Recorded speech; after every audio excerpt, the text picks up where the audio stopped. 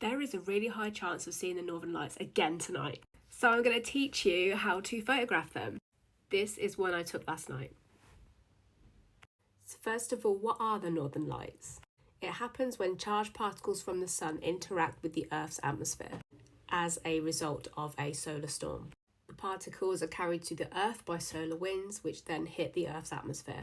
And then they collide with gases like oxygen and nitrogen, giving us the most incredible light show. It's measured by something called the KP index, which is the measure of geometric activity. And it's on a scale between 1 and 9, 1 being the lowest level of geometric activity and 9 being the highest. And last night it hit 9 and currently it's like 8.33. So there is a chance that we're going to see something tonight. So if you're taking photos of the aurora with your iPhone, there is a lot of AI involved in that. If you have your phone on auto and you took a photo last night, you'll see it takes about 2 seconds to take that photograph. And you get a clear picture even if you're photographing it with just your hand alone. This is because the iPhone does something called stacking, which allows you to get a really clear image even on a longer exposure, like this one from last night.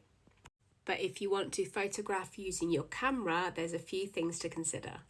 The first one, again, being the exposure.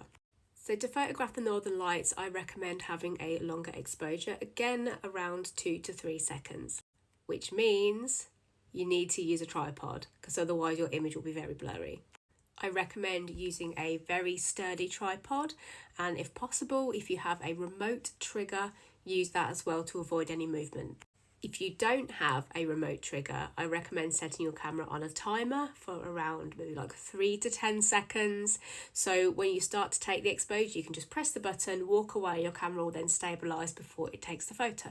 And if you don't know what a longer exposure means, it means the camera shutter is open for a lot longer, which allows more light to pass through.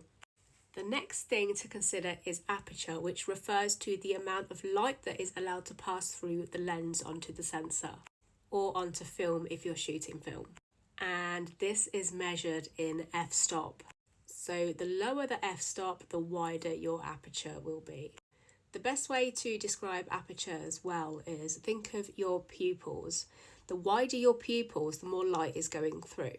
So if you're in a really bright place, your pupils close a little bit to protect your eyes. It's the same thing, but with a camera lens. So the goal is to get as much light through the lens as possible hitting your sensor or film. So you need a very wide aperture. So last night I was shooting around f2. If you can go lower than that, then brilliant. And the third thing to consider is your ISO, which is your film or sensor sensitivity. This is where you have to be quite careful because the higher the ISO, the grainier your image will be. So really test your camera just to see how it looks. I photographed mine on ISO 1000 and this is one of the images that came from that. So the last thing I want to talk to you about is focusing. Don't be afraid to experiment with this. A lot of people say set your focus point to infinity, which can sometimes, believe it or not, actually be a bit too much. Now, I know it's hard, but the best thing to do if you just want to photograph the Northern Lights in all their glory is focus in on the stars. Also set your camera to manual focus, otherwise it will likely struggle to do this. But also don't be afraid to experiment on focusing on things in the foreground, like this one. You can also take your camera flash out as well. Last night I completely forgot it because I was so excited, I was in such a rush. So instead I used the torch on my phone. So how I took this picture, I'm just going to talk through it really quickly. So again, I focused on the church. I set it to, I think it was around a 2 or 3 second exposure for this one. I can't remember off the top of my head, but it was one of those two. Focusing on the church, pressed the shutter.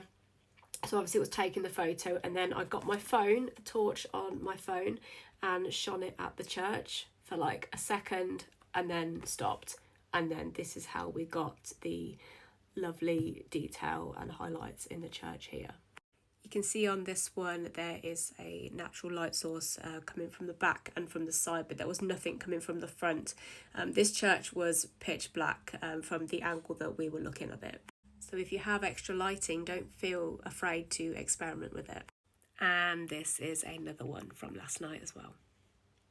So be on the lookout tonight. Get your hot chocolate, get your chairs, get your pillows, get your cameras, and go out and just have a great night waiting for the Northern Lights. If you have any questions, pop them in the comments.